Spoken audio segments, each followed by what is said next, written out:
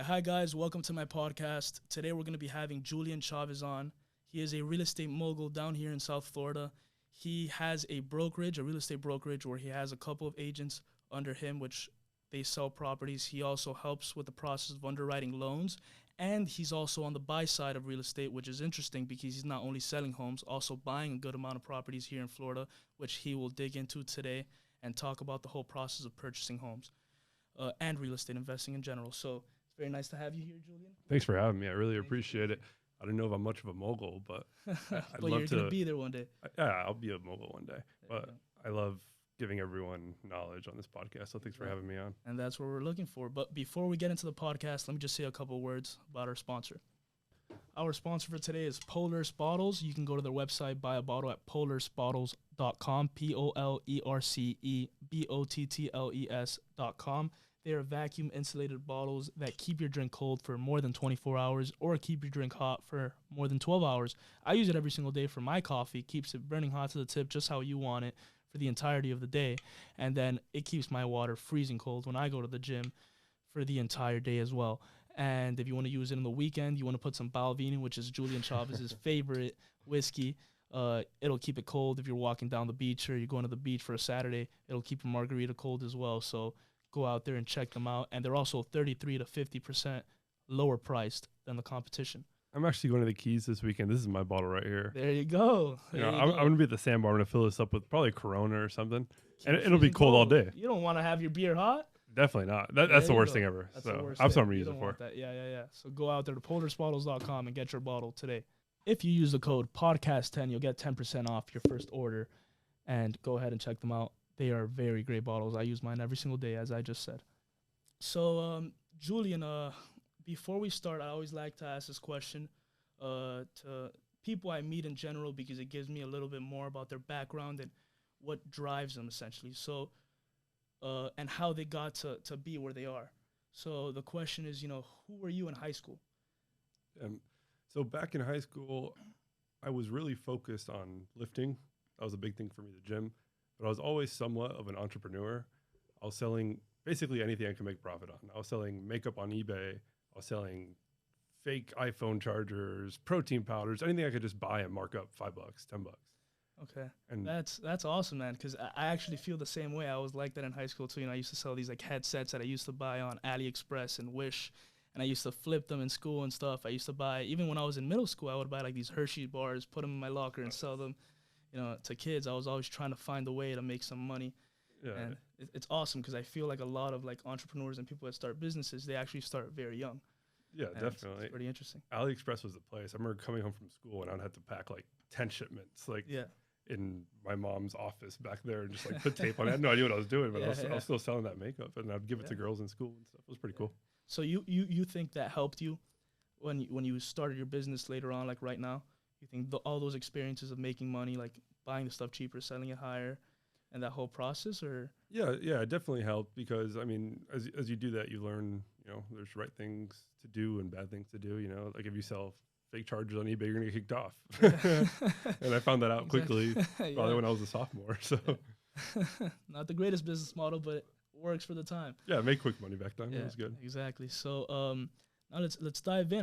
So iBuys is the company that you started. When did you start it again? I know it was a couple years ago. That was 2018. 2018. Okay. So what made you get into the process of, let me start my own brokerage, and eventually going to let me start my own real estate fund and purchase real estate properties to invest in? Yeah, I mean, going back to high school, like senior year, I remember they would go around like the classrooms asking people what they wanted to do. More than half the class said doctor or lawyer. And I was like, I want to be a realtor. And people thought that was crazy. Yeah. But I originally first wanted to do it because you'd go around to any house, and let's say it's a $400,000 house. You just multiply that times 3%. You're like, wow, $12,000. Yeah. So I originally did it because I wanted to make quick money, and I was young back then. That's how it was. But after I actually got into the business right after high school, I realized that like there's something greater here than making money. Like you're helping new families find homes, like their forever homes. I still talk to clients that I sold houses to back in, I started the brokerage in 2018, but I started doing real estate in 2016. Yeah. I still talk to them all the time. At least, every 3 months, every 4 months to see how their family's doing. So you make a friend there. And that's when I started realizing there was more of a purpose to it than money, then it became better. Okay. That's awesome, man. Yeah, definitely making, building those relationships along the way and seeing people. I bet it's a great feeling, seeing people that are getting into their first house, purchasing that house, and saying, I found a home thanks to Julian's help. And I think that's an amazing feeling and something great to do. But let me ask you something, because I know I've seen in my experience, I've seen a lot of people that when they were younger, they maybe saw somebody that they looked up to, maybe a uncle or your father's rich friend, or maybe your father, or somebody that you know, or somebody that you saw on TV that you're like, I want to be like that guy one day, right? He's into real estate. I like what he does, and I eventually want to go that path. Was there anybody like that for you? Yeah, so like my dad he owns a title company. So I looked up to him in, that fashion that he owns a company. But really, when I was younger, someone I looked up to a bit was Donald Trump Okay. because he was Yeah. a real estate investor, and then he started with the hotels. And I always thought being young that hotels was like the coolest business Yeah, ever. yeah. And like imagine like living there, living in the Yeah, presidential suite there. So that was someone I looked up to. And Donald Trump's Art of the Deal was one of the first business books I ever read as well. Okay. Yeah, I've read the book. It's actually pretty good. It's a Yeah. pretty good book. He talks a lot about the, how he started off as well, like, how he got into luxury buildings, and, the way he got the properties, the way he got those deals, which are pretty interesting, because I feel like a lot of people, they don't understand that when you're an entrepreneur, it's kind of like an art, right? It's not just like, oh, it's numbers, this or that. It's, you have to be very creative in the way you structure deals, the way you find deals, and that's how you're going to be getting the best deals. And creating those deals or finding a way to get that deal is more of an art than it is just business in general. Yeah, And definitely. that's one thing I got from that book, so I thought it was pretty interesting. But yeah, and if you dive deep into like the way that he got started with everything, I mean, it was all based on exceptions from the county, the cities, and everything. It was cool. It was putting a bunch of stuff together. It just wasn't like numbers. Yeah, exactly. Numbers it's, on a screen. talking to this person, negotiating with this one, and it's a bunch of people. You're kind of like the conductor in an orchestra, right? You're orchestrating the whole process of that whole project, and you have to put the right people in place in those positions to be able to succeed and be able to be one of the best at what you do. Yeah, definitely. And it's kind of like what a real estate broker does now is that you're conducting everyone together, whether it's the lender, the inspectors, the appraisers, the insurance company, everything. You just put them all together. I mean, it's a much smaller scale than building hotels, but 100%.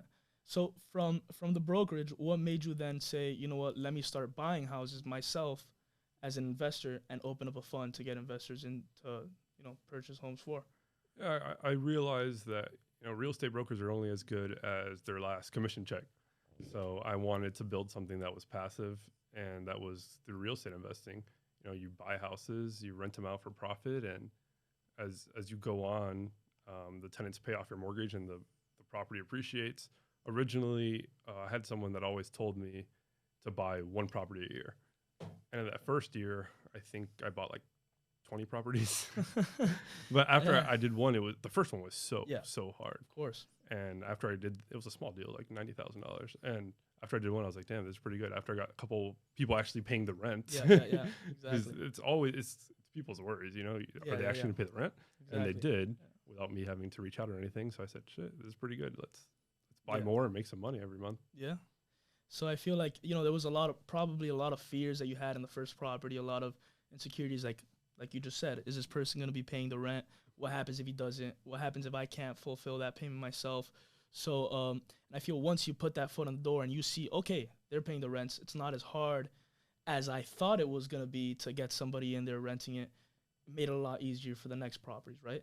Yeah, definitely. That first one I bought like on my own with my girlfriend, and then after that we started the fund. The fund. And looking back at the fund, it was kind of what I really suggest everyone to do is we kind of just did things and then figured it out later. Yeah. I've done that as well. On my side, it's kind of the way you have to do it. And looking back, if I would have known all the obstacles we had to go through to buy all those properties, to raise the money from the investors and all that, I probably would have been too scared to do it. So I'm glad I didn't know. Yeah. And then the other thing is, like if you try to figure everything out before you go and you take that risk, I feel like you're not, exactly like you said, you're not going to take that risk because you're never going to have it all figured out when you're starting off. There's so many new things that are going to pop up that you're going to learn with experience. There's so many things that you could just learn by, just seeing the whole process, how a fund works, the whole process in buying a property. But you're not going to understand the problems that come with it until you have the fund and you start purchasing the properties. Yeah, a big problem right now with younger people is that they get analysis paralysis. Yeah. Like they're Yeah. looking at every single variable ever, and sure there are a lot of variables, but you just gotta first they come and then you gotta figure it out later. Yeah. If you start trying to prepare for every single variable that could come, I mean, you're There's not so gonna do many. anything. There's always going to be an extra variable that you have to say, oh, I'm not prepared for this. I'm not prepared, and you're just going to be analysis paralysis. So Yeah. yeah.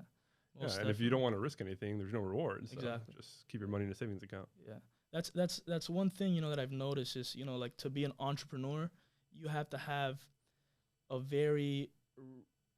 you have to be open to a lot more risk than a regular person. To be an investor, you shouldn't be getting into that much risk, but for an entrepreneur, you do, right? So when you're an investor, you kind of have to find properties that that the cash flows are going to be secure. For example, at real estate, you have to find properties that that the cash flows are going to be enough and more than enough to be able to pay off the mortgage and all these things. So you're being a lot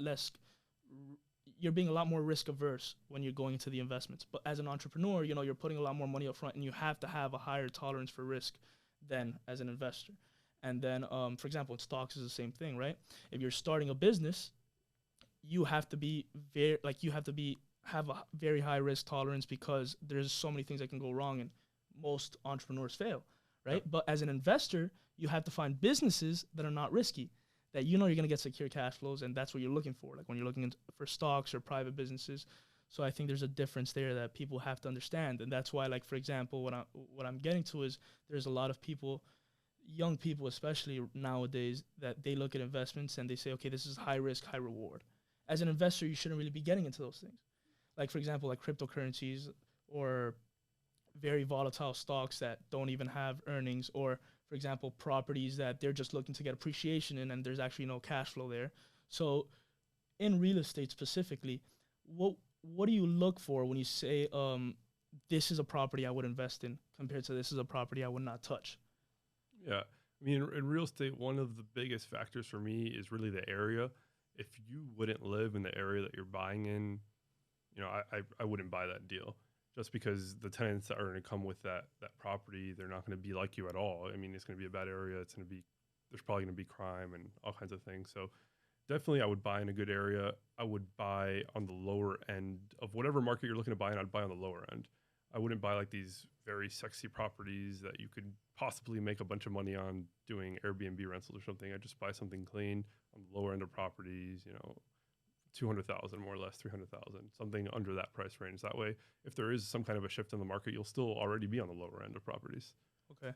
And when you look for properties, do you just say, I'm going to buy a property because of the cash flow that it's giving me in the specification that you just said, like this certain area that I would live in, lower end, but I'm looking at the cash flows? Or would you say, I'm getting into the best area to see if I can get the most appreciation possible? What is it you look for? Yeah, there are some investors that are appreciation buyers. I'm not one of them. Yeah. I'm trying to build cash flow. Yeah. So yeah. I need it to cash flow at least $500-600 a month. I know there's more percentages that go into it, but I like at least $500-600 because every property, even if you go on the lower price range, where if you cash flow a good amount based on the price, like you could have a crazy high return, 40%, but your cash flow is only $200 or something. Yeah. Then if something breaks, you lost all your money. Yeah. Like the returns look great on paper, but each property, no matter what their cost, like a refrigerator costs the same in a $100,000 property than in a $50,000 property.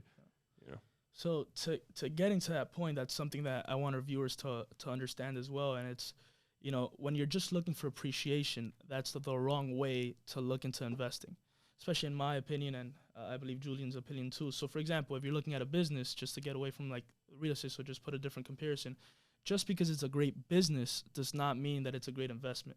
So it could be an amazing business. Like I'll give you an example, like Tesla when it was at its highs. It's still an amazing business, but that does not mean that it's an undervalued business and a great investment at that price.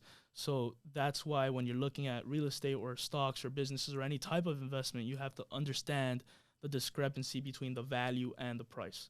And you have to try to get into things that are undervalued. That's why Julian said, for example, the lower priced ends of the properties, that in that good area that you're looking for, because those are the ones that are the most undervalued properties that most likely will appreciate, but that's not the determinant factor for getting into that investment. Yeah, right? And I think appreciation buyers are really they're speculators. Yeah, like exactly. you're buying an asset and you're praying to God every day that it's going to go up in value. Yeah, and that's the only way you'll make money out of it, because those appreciation buyers are most likely not getting cash flows. Yeah, or they might be breaking even maybe even less, losing a little bit of money a month, and just just hoping hoping. that it's Yeah. going to appreciate. And honestly, anyone that's bought a property in the last 5 years, they've done very well being appreciation buyers. Yeah. But who knows if that trend is going to continue Exactly. forever? Exactly. You know, I mean, and going back to like undervalued properties, comparing them to undervalued businesses, that's a good comparison on your Yeah. end. But like for a property, for example, let's say it's a property with 1,200 square feet and it's only a 2.2 right now. Maybe you're able to squeeze in a 3.2 in there, and you just bought a property at 2.2 price, and you're able to convert it to a 3.2 with only putting, you know, a wall of drywall up, Yeah. which costs under $1,000. Yeah. Yeah. That's yeah. And Exactly. that in itself added a bunch of value. Exactly. There's just little things Yeah. like that that Yeah, you do. that you look for, and you get that with the experience, just getting into your first deal. So, talking about getting into your first deal, what would you recommend buyers, viewers here, if they want to get into their first investment property or first real estate property? What's the best way to go about it, or if there's several tactics that they can use, to find a deal? Yeah, everyone's situation is different. Something that's really popular right now, they call it house hacking. I'm not sure if you're familiar with that term. I've heard about it. Yeah. But it's basically like buying, let's say you buy a duplex, and to buy a duplex, you could come in with an FHA loan and buy with 3.5% down. Mm-hmm. You live in one unit and you rent out the other one. That's a really good way to get into real estate investing. I'm not like the biggest advocate of that because I don't think it's a full investment because you have to live there and whatnot. But I would buy a regular real estate property with a DSCR loan and use 15% down. Okay. Well, just for the viewers, because I know there's a lot of viewers that don't know, what is an FHA loan? FHA loan, it's a government-backed loan. It's typically used by first-time home buyers. It doesn't have to be a first-time home buyer. You just can only have one FHA loan at a time. Okay. And you could buy a property with 3.5% down. I can't remember exactly what the mortgage limits are on it now, but they go pretty high. Yeah. Like you could buy a duplex in Miami with 3.5% down using FHA. Okay. FHA is also good for someone that wants to extend out their debt-to-income ratios all the way up to 57% more or less. Okay. Got it. And with the FHA, you have to live in the property, right? It has to be your primary residence, and you have to live in the property. Yeah, you do, for at least 1 year. Okay. All right. So what's another strategy that maybe somebody, if they say, okay, I don't want to go with the FHA, they would have to save about 15%, or maybe like, what about a conventional loan? Isn't the limit like 5%, I think? You could do conventional 5% down, but it's going to have to be a duplex. A duplex. So, because you're going to have to live in it. Yeah. For you to say that you're not going to live in it, Has it's to be- going to be 15% down. Okay. Minimum. Okay. Got it. What about, I know you've done a couple of deals like this. Maybe you could walk people through the process, because I think it's a interesting way to make some money in real estate that a lot of people don't use, but wholesaling. So I know you've done a couple wholesale deals. So I have.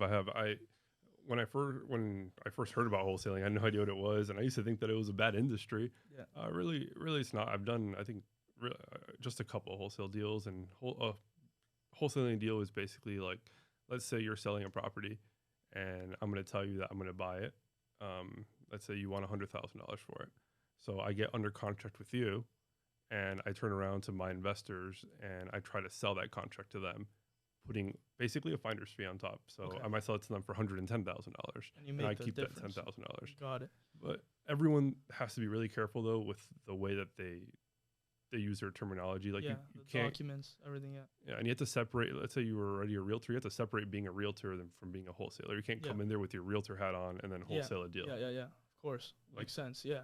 And you should tell them Makes that sense. you should Yeah, be yeah. as open as possible, because there are some wholesalers that are scammers that, you know, the people that are selling them houses think that they're selling it to them. Exactly. And I think expectations from the beginning should be set that Yeah. that's not what's going to happen. You The know, always wholesalers- have honest business. yeah, Best way to go. Yeah. that way it doesn't bite you in the ass. 100%. Yeah.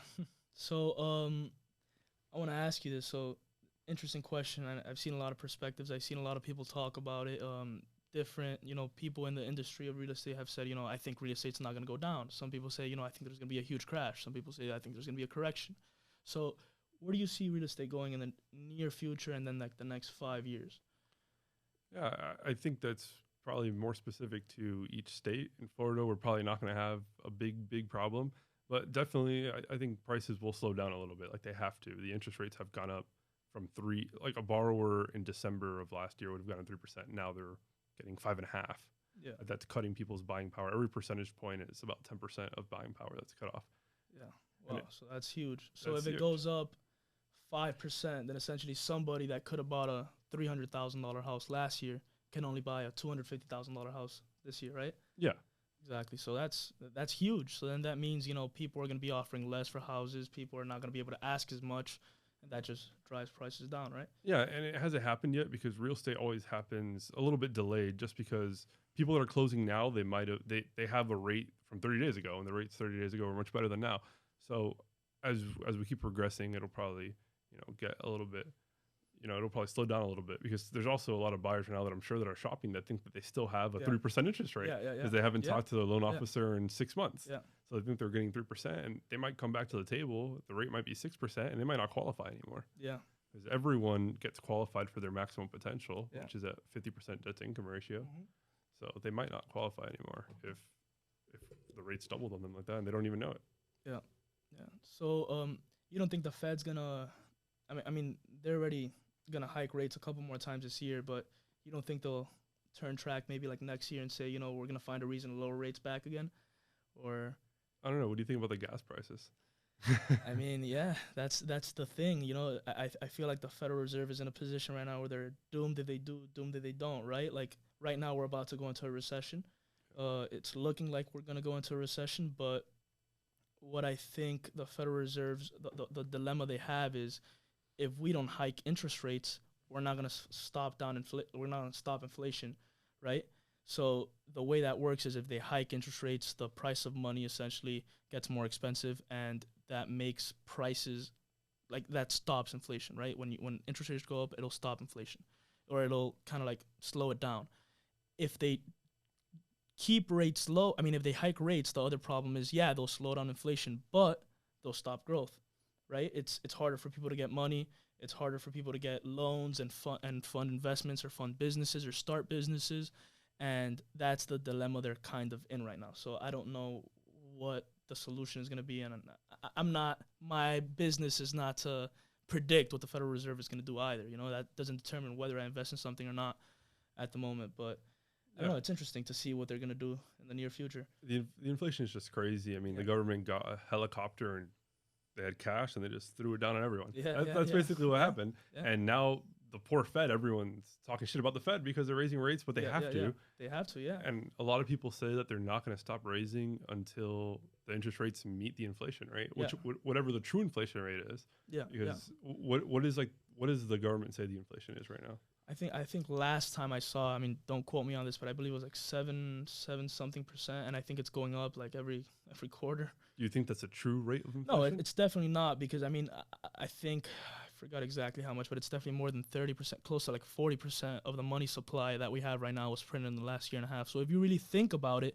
the way they measure inflation is with the CPI, which is the Consumer Price Index, which is they get a basket of goods, and every single year they measure it and they see the difference in percentage every single year, but they change the basket of goods and what's in the basket of goods every single year, so they can essentially conveniently change it depending on how they want to portray that inflation is right now. So for example, if this bottle of whiskey was in the basket of goods and it went up 50%, and they take it out and they replace it with another item that went up 10%, inflation is going to be lower, right? But if you really think about it, the money supply is stating, okay, there's 40% more money available this year than there was last year, which essentially means, you really think about it, that inflation is a lot higher than 7%.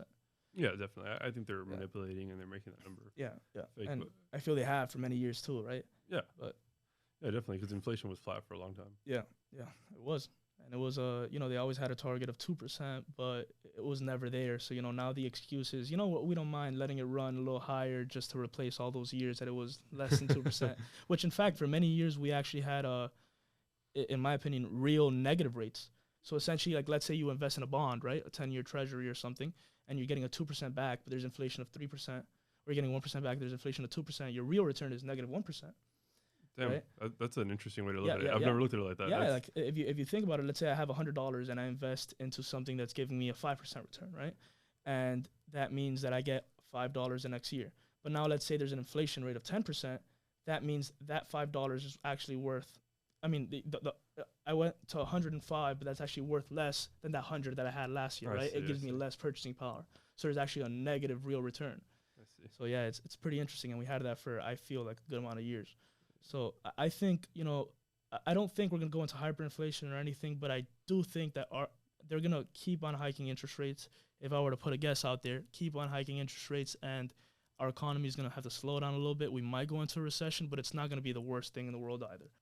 I think everyone could agree that we probably we could use a correction on pricing. Yeah, for everything. 100%. Like not just in real estate, in stocks and cars and everything, gas. I mean, I hope. Yeah, cars are out of this world right now. You know, I know a friend that he actually bought a Tesla, and you know how they have like when you buy it, there's a whole waiting period of like 6 months or something. So he bought the Tesla, he waited until he got it, and immediately when he got it, he sold it for $10,000 more than what he got it for. Holy crap! So it's because there's a waiting list. You know, it's kind of like a Rolex. When you buy a Rolex, you go to the dealer and you're like, okay, where is it? They're like, oh yeah, it's basically in back order for another 2 years. Yeah. You have to be on a waiting list. So that's why in the secondary market it sells for so much more. Yeah. Or you just go to that Rolex store and you buy a bunch of diamonds. And then you buy everything but a Rolex, and they'll somehow find that Rolex that you want. They'll find the Rolex. They'll have it there for you if you're buying a lot more things. Yeah. Yeah, it's crazy. So it's interesting, you know. Yeah. So walk me through the process of purchasing a home. So just walk me through that whole process. If somebody's gonna go buy their first home, what is it that they have to go through? What requirements do they have to meet? And how long does the whole process take? How much does each part of the process take? Okay. But, just walk me through that. So yeah, so the first step I would do for any buyer suggesting them to get pre-approved. That's where I come in. To get pre-approved, you have to have 2 years of taxes done. So you have to have a W-2 job for 2 years, and you have to live somewhere for 2 years. So that's where we verify housing and income for 2 years. Quick question though. Could you have 2 years but different, like a W-2 and then a 1099? If you're presently 1099, no, you have to have a full 2 years of just 1099, right? Or 2 years of W-2. Yeah. Okay. For W-2 is a little bit easier because if you're starting like a new job and you get a salary, we just use the salary income to qualify for you.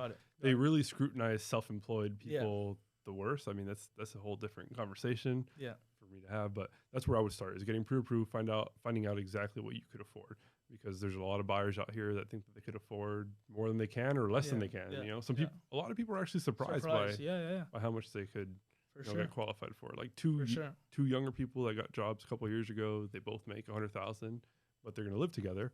I mean, they could qualify for a jumbo loan, $700,000 because they have no debt. Their credit score is perfect. So I would start with getting pre-approved. After that, I would work with a real estate agent so they could help you out. You know, you have to find an area that you'd like and schedule showings and everything. But that's where I would start, is getting pre-approved, and talk to a realtor, map out where you want to be. Like that's very important, because a lot of people are all over the place. Like they say they might want to buy in Brickell, they might want to buy in Coral Gables, they might want to buy in Kendall. Yeah. Like if you're all over the place like that, you're not going to find anything, especially not in this market. Find the area that you're looking for, the specific area, and just dive into all those properties there that you're interested in. Specific areas and specific like criteria, you know. Like when I buy investment properties, I have a buy box. I have like a price range I want to be in, a certain square footage, and a certain amount of bedrooms. So I suggest buyers do the same, and that way they could really start narrowing down and finding what they really like. Got it. After they find a property that they like, they make an offer. Hopefully it gets accepted. That's a big problem in this market right now, is that a lot of offers aren't getting accepted. After it's kind of like an auction nowadays, right? Yeah, basically. If it's a hot listing and it's priced very well, if something's priced at market value right now, it's going to have multiple offers above ask. Okay. And stuff's going to sell above. And it's still like that right now. Yeah. You sold a couple properties, that you listed for maybe $500K and they sold for $650. Yeah. Right? $100,000 over appraised value. Yeah. Because what's really impressive is selling something over appraised value, not over ask. Because if you sell something over ask and it appraised for that over ask price, you just priced it wrong as a broker. Exactly. Yeah. But pricing stuff is definitely still selling to this day over appraised value, and I think it'll probably continue, it'll continue in the first-time home buyer price range in Miami, which is like $400,000 and under. Okay. Because as rates go up, people are going to afford less, and they're going to keep falling into that bucket. Exactly. So I think those certain properties are going to keep going up and keep being strong. But I am already seeing like a slowdown in properties priced $600,000, $700,000. Okay.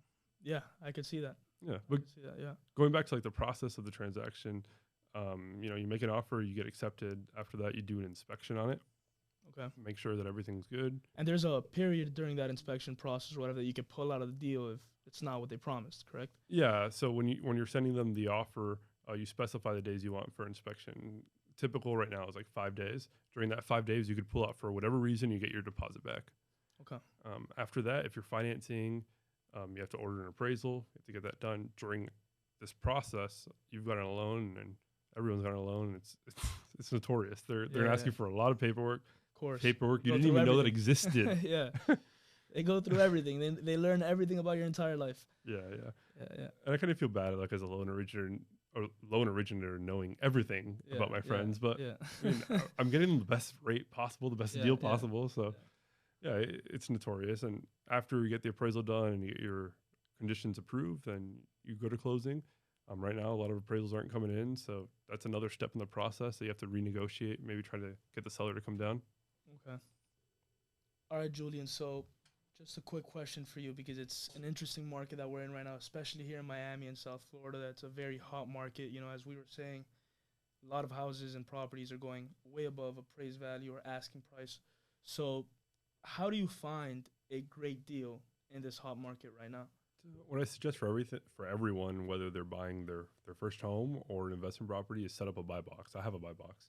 I want single family homes under 200,000 that are 3.2s in a specific city without an association. That's what I want. I suggest everyone to set up that buy box, and anything that comes up in that buy box, send them an offer. Even if it gets declined, I send offers twice a week at least. And if I'm not sending offers, even if it might be below ask, I'm not doing my job. You know. Yeah. So that's what I suggest to everyone to get started with getting a great deal. If they fall in love with the home, I don't suggest that strategy. Like you know, go make an offer over ask and like talk to your realtor on it. Say like, what's the best way for me to get that home? But definitely from investment standpoint, you have to have a buy box. Okay. You know, that's an interesting perspective. Getting that buy box. I actually have not heard of that much. So that's actually a first. That's pretty. Makes sense though. Yeah. Like with stocks, for example, I have a couple screens of the requirements that I want a company to have, and I look for that. You know, or even when I'm buying a private business, I have a couple filters that says I'm only looking for businesses with these filters on. Okay. So it's similar, same thing. So you basically use a buy box. I use a buy box. Just start using the term. Yeah, exactly. Exactly. There's a term. Pretty cool. Yeah. So we're gonna get into a controversial topic because there's a lot of people getting into the metaverse right now, or digital real estate. What do you think about the metaverse, or the future of real estate in the digital world? I always thought that digital real estate was like buying like domains. Like you can own domains. I think that's a good way to do digital real estate. Like you buy a domain and it goes in value, something that people search for. But the actual metaverse, I think it's fucking bullshit. You think it's bullshit? Yeah, I think it is. Like I hope the metaverse gets huge. So that way they're buying their digital bullshit ass properties, and I'm buying the actual properties they live in. And you're gathering land. At the end of the day, like for you to be surfing the metaverse, you got to be inside of a rental property or inside a house, which I'm going to own because you're going to be too busy buying that fucking bullshit land on the metaverse.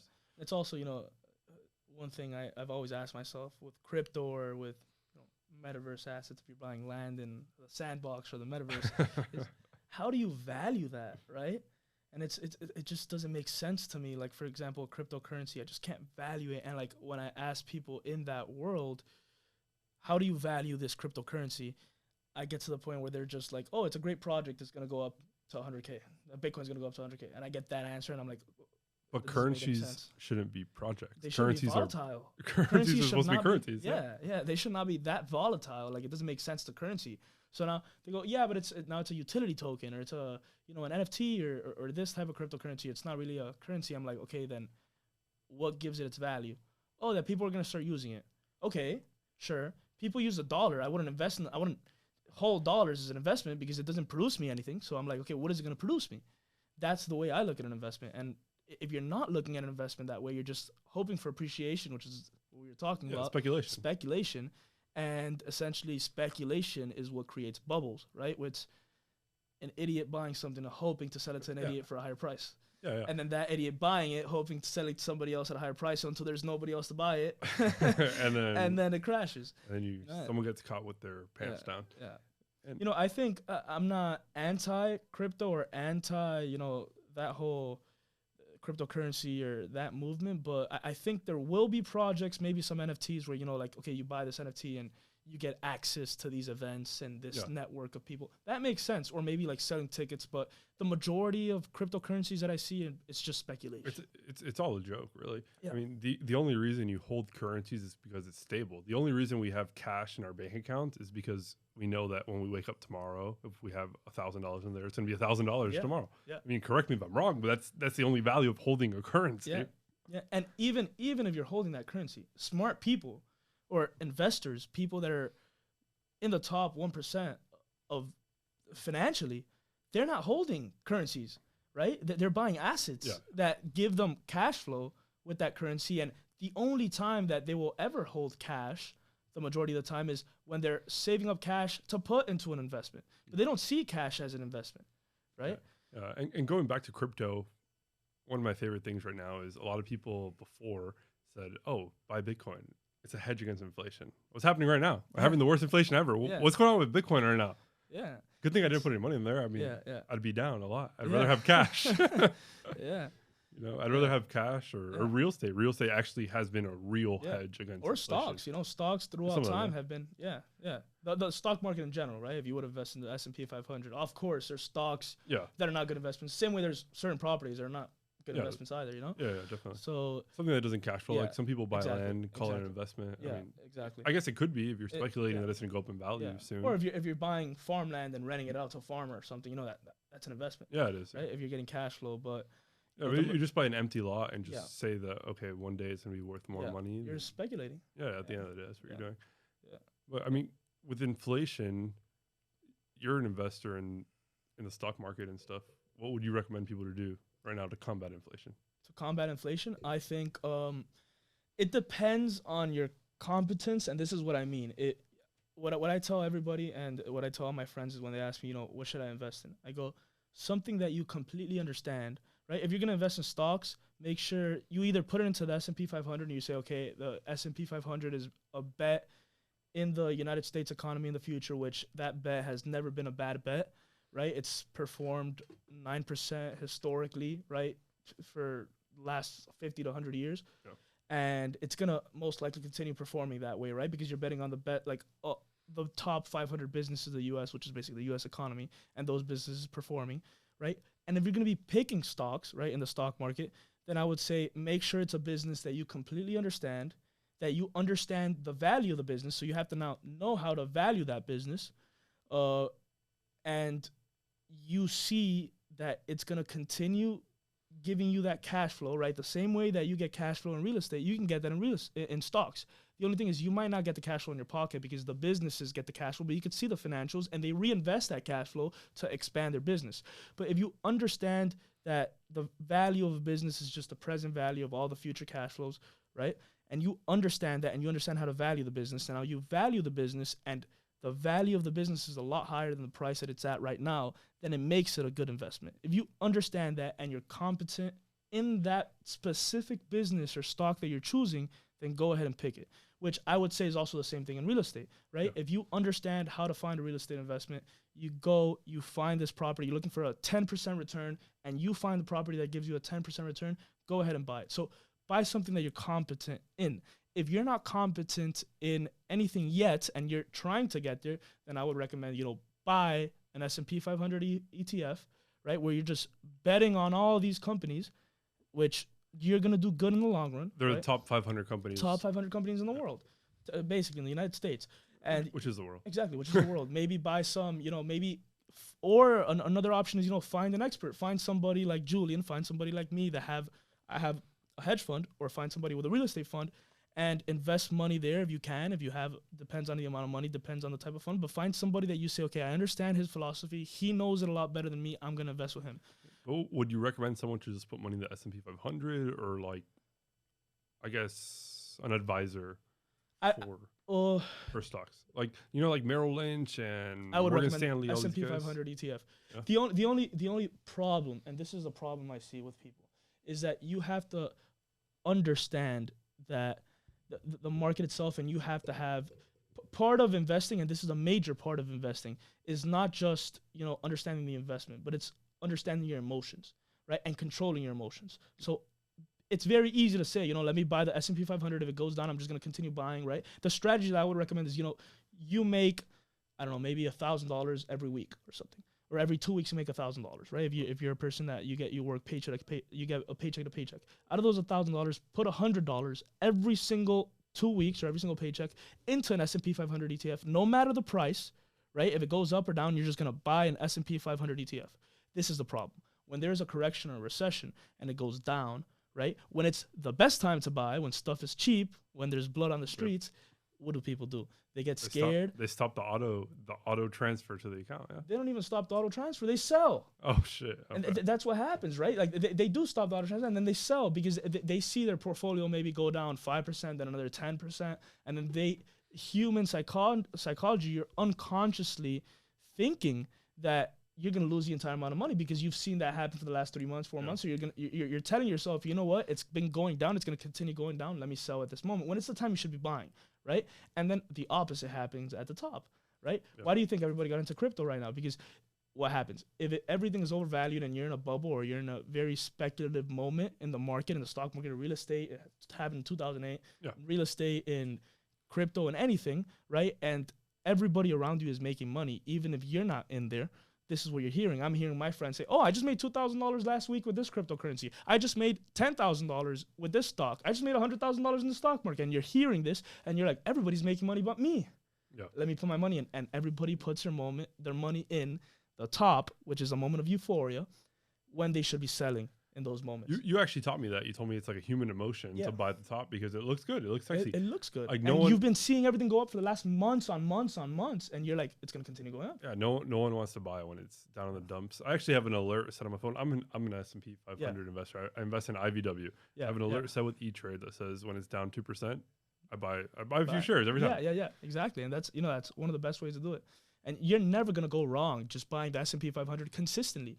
In fact, it's been proven that anybody, and I'm saying this, I know it's controversial, I might get some attacks here. Anybody could become a millionaire if they start investing in the S&P 500 young.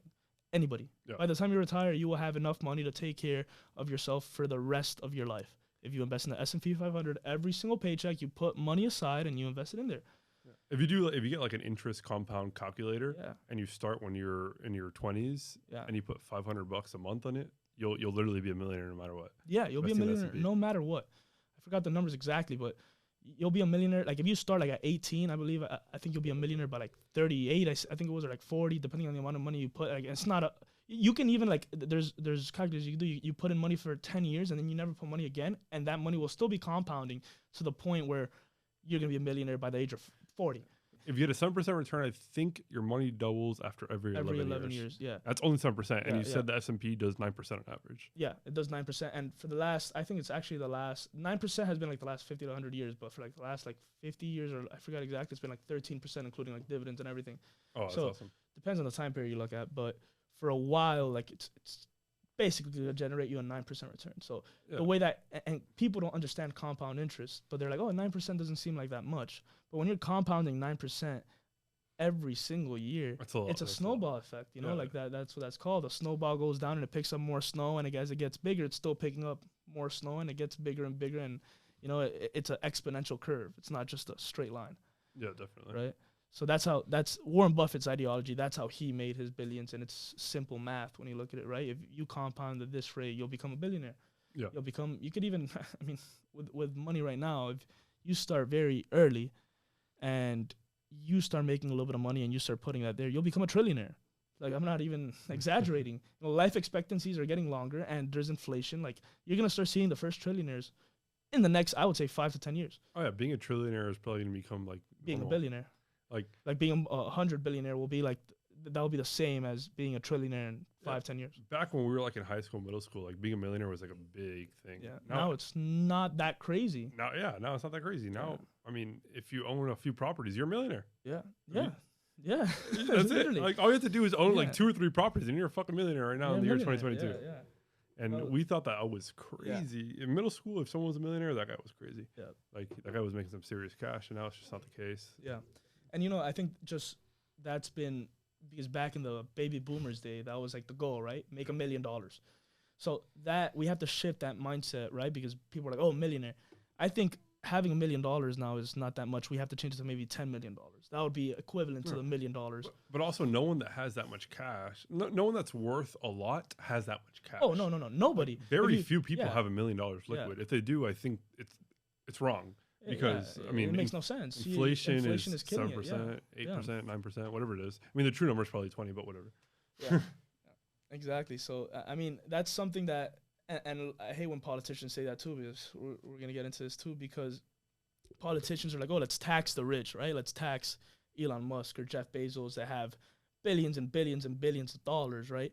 And either they're saying it because it's two reasons. Either they don't understand what will happen if they start taxing these unrealized capital gains, right? They don't understand it, or they do understand it and they want to destroy the economy, because it doesn't make any sense. Because you can't, like, sure, Elon Musk is worth $300 billion, but he doesn't have that in cash. In fact, he doesn't have that much cash. He has all that secured in Tesla stock, SpaceX stock, all these companies. He has them invested there, and these companies are hiring thousands and hundreds of thousands of people, and it's helping our economy grow. It's giving a bunch of people money. It's making a lot more money for investors as well. And if he were to be taxed on this unrealized capital gains, he's going to have to sell, which will destroy a lot of other people's money as well, and investments. And it will make the company itself also, it'll drop the stock price, which will make the company have to lay off a bunch of people, and it will just be terrible for the economy. And actually, in the end, it'll produce less government dollars. Yeah, because they're going to make a lot less money. They don't realize that everyone that works for Elon Musk at Tesla gets a W-2. Yeah. Everyone that gets a W-2 pays a bunch of money in taxes, and those people turn around and buy other things, and the people that they're buying things from pay money in taxes. I think it's a flawed strategy. I think it's a flawed strategy, 100%. And I think you know, like, I love when Milton Friedman explains this, because I'm not 100% a libertarian, but economically I shift a little bit more to that, right? From stuff I've read and everything. But he says, you know, I don't think we should really tax companies that much. We should really tax people's income. And this is something that, for example, when you tax companies, what you're not understanding is you're not taxing the company. You're still taxing people, right? Because if I say, okay, we have to increase the corporate tax rate for Amazon or these companies, right? Let's say this is Amazon right here. This wall is not going to pay your taxes, right? These microphones are not going to pay your taxes. The taxes are going to come out of people. And there's 3 types of people when you're taxing a corporation that will be taxed. It's either the owners or the shareholders, right? Or the owners of the business, the employees, right? Or the consumers of that product, right? And the way it is the people that actually decide who pays that in taxes are the shareholders. Who do you think they're going to benefit? Like, who do you think they're going to pass those taxes to? So normally it's a mixture of 3. What do I mean by that? To unpack this, what I mean by that is investors are going to have to pay more by taking less in income for the company, right? Which is the income that's attributed to the shareholders. Or employees are going to have to pay more because they're going to have to be laid off, or they're going to have to be working less hours, or they're going to have to be paid less because the company is not going to be making as much profit, which is in turn to hire employees, right? Or to hire a new workforce, or they're going to pass it to the consumers by raising their prices to maintain the profits they had before. I think the answer is all of the above. It's all the above. Oh. It's a mixture of all 3 when you tax corporations. So I think I would love to see an economy where corporations are not taxed and there's just people tax, and see how fast an economy would grow in that situation. Yeah, really, the entrepreneurs take all the risk, and I think that's why they should reap the benefit for, you know, the taxes. Because, I mean, at the end of the day, they really do take all the risk. Like, they take all the loans, they put all the money down for expenses and whatnot, and these things are projects. Like, they end up turning out very successfully, the ones that we know about. But how many of them went bankrupt? Yeah. How many 100%. How many entrepreneurs took out a loan against their primary home, couldn't pay it, and lost their home? 100%. And the majority of businesses, I actually saw this. I went to an event and one of the speakers said this, and I don't know if it's true or not, but I think it is if he said it. It was that the majority of entrepreneurs actually start their business off a credit card. It's off debt. Yeah, it's off a credit card. That's their first initial investment, you know?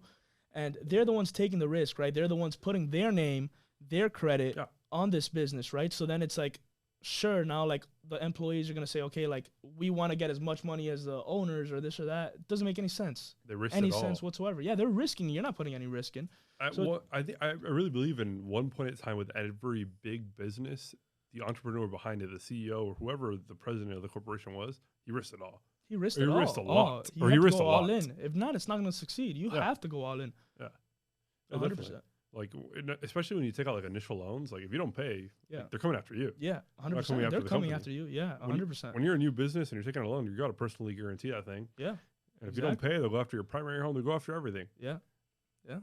Exactly. You know, So- that's why I say, like, being an entrepreneur, you have to have a high risk tolerance. You're taking on a lot of risk. Yeah, you have to have balls. You Like, have to. Yeah. high risk tolerance is a, Yeah. is a good phrase, but Yeah. You I have just to say you have have to have balls. Yeah, you have to have balls. That's what it is. It's true though. It's true though. You know, like you see these people. Like I don't know if you've seen Elon Musk, what he did with like his story of how he started SpaceX and Tesla and how he kept those companies alive. So when he sold PayPal, I forgot how much it was. I think it was like $100 million or something. And he put all those that $100 million, he divided into 3 companies. He invested it all, and he was about to lose everything. He said, like, the chances of me making it is very slim. Like, I'm about to fail, and like I'm gonna lose it all. But he went all in on all 3 companies, put all his money in there, and you know that's why he got so much of that reward, because he succeeded by working extremely hard. You know, he was working 100-hour weeks, and that's what a true entrepreneur has to do to be able to succeed. He's the richest man in the world right now, right? Yeah, he is. Okay. That's great, but they should also, I mean, they probably shouldn't do it, but they should talk about, or people should realize all the stories of people that did that, they risked it all and lost it all. Yeah. And that's Yeah. the reason why you have to incentivize entrepreneur by not Exactly. taxing the hell out of them. Exactly. Yeah. You know, 100%. You know, but let's go to, because I wanna go back to, you know, the real estate topic and your company. So, what's the future for iBuys? Where do you see iBuys in 5 years? What do you have going on right now? So right now, SFL is my real estate brokerage. We have I think we have 13 agents right now working with us. I do want to expand. Right now, I'm in talks of expanding to Naples, which is a good market for me. And I've done some deals in Orlando, but I want to really expand in Orlando. That's what I want to do for the brokerage. I want to expand throughout most of Florida, like wherever the market's hot, which basically stops in Orlando. Jacksonville is also a big opportunity as well. As far as the iBuy fund, I mean, in 5 years, I want to own a lot more houses. I think we're probably gonna do that through construction because there's not that much inventory to buy. Okay. Especially not in the price range that we're buying it at. So we'll probably start constructing houses. That's what we're working on. We're working on getting plans approved and whatnot to build up in Central Florida. So you're getting into the real estate development game then?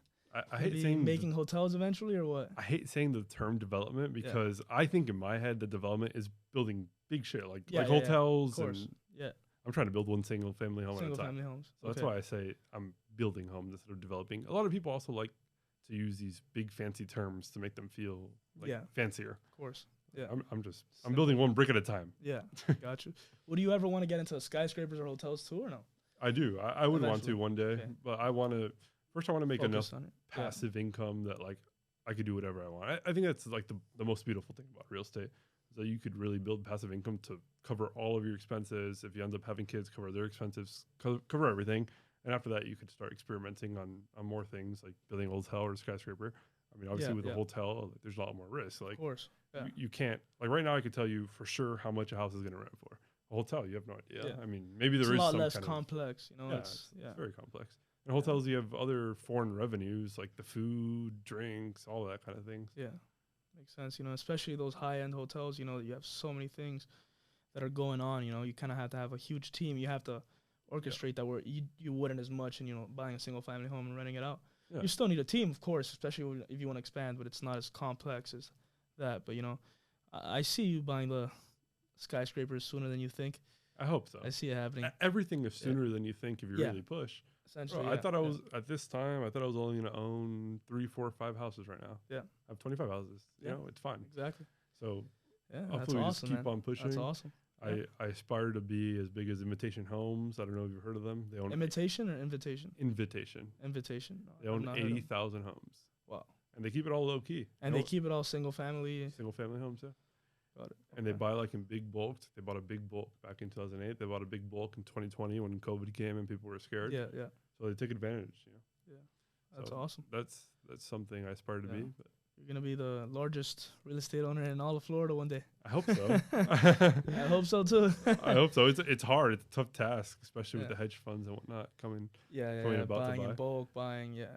That's a big thing. I saw a video today that was explaining about that, and there's a lot of houses right now on the market that if they get bought by a hedge fund, they're never coming back to market. Yeah, no, they're keeping it forever. They're not selling it. Yeah, they're don't either wanna going to keep sell. it forever or they're going to sell it to a real estate fund or to another hedge fund. Yeah, part of yeah. a package And deal. they saw the package deal. So they're selling 500,000 units at a time. Yeah, Easy, yeah. more Yeah, sometimes. Yeah, Yeah, so there won't be a lot of the cheaper inventory because that's what they're buying. They're not buying mansions on the beach Yeah, and yeah. stuff. a lot of them are even buying some like trailer homes. I've seen that. That's a big Couple, business. yeah. I've seen that. You know, I saw. I think it was a real estate fund bought down here in Florida, like 40,000 trailer homes, like a whole community. Yeah, it might have been Open Door Capital. Brandon Turner Maybe. owns it, and Yeah, that's what he does. He buys trailer parks. Yeah, that's the And guy from Bigger Pockets. right? Yeah. Him and David Green. Yeah, are- yeah. I actually learned a lot of those guys while I Mhm. was starting my real estate fund. They have a really good podcast. Yeah, That was part of how I fueled it. Like I just Yeah. heard all these guys coming on that podcast and talking about it. So I look up to those guys. But yeah, the trailer park business is good. They actually only own the land and the people will rent from them the land. yeah, So they come, they bring their own trailer, they pay their own utilities. The only maintenance cost they have is the land. the land. Yeah, so it's just very low maintenance business. Yeah. But everything that's low maintenance, there's also lower returns. Yeah, You know? of course. Yeah, I've seen that. You know, like I think they pay like $600 or something. per Yeah, month it or depends where you something. are, but yeah, Yeah. that's common. $600 lot rent, Yeah, got it. and That's and, interesting though. and then like the owner just takes care of like the major stuff. Like Yeah, like the grass. This. they actually have a massive like some of the communities have a septic pool, Okay. so it looks like something that looks like a lake Yeah, but it's for all the trailer homes. full of shit and piss. Shit. Yeah, it's crazy. All right, Julian. It's been a great podcast so far, but I wanna, get some. We're gonna go to the lightning round. This Okay. is essentially I'm gonna ask you. I'm gonna tell you one word, so it might be like a state, or a type of real estate investment, or a city, or maybe even a stock or something, or a company. You're gonna tell me bull or bear. No explanation, just bull bear. If you want to That's give an it. explanation, you can give an explanation. All right. Florida. Bullish on Florida. Okay. New York. I'm bearish on New York. Okay. California. Bearish. Texas. Bullish. Miami. That's tough. That's tough. A lot of people are gonna hate me for this.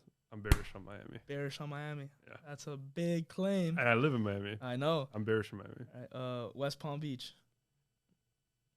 Probably bearish, yeah. Central Florida. I'm bullish. All right. All right. Let's go to multifamily. I'm bullish on multifamily. Condos. I'm bearish. Duplexes, triplexes, small multifamily. I'm bullish. No HOA. No HOA. Good. Co-ops. I don't deal with co-ops, man. They only have co-ops in New York, so I am know, bearish I on know. co-ops. All right. Let's see. United States overall, real estate Oh shit! Overall, overall. damn. Probably bearish. Okay. I mean, compared to other assets, though. Yeah. Gotcha. Okay. Compared to other So you assets, think they're like, gonna underperform the market, like overall? there's a lot of hype behind real estate right now, Yeah. more than there's ever been. Yeah, I can see that. So people might be thinking that they compare appreciation from 2020 to now, when that's not realistic. You know, it depends who's looking at it. Okay. Orlando. Let's keep on going. I'm bullish on Orlando. Manhattan. Bearish, bro. Come on.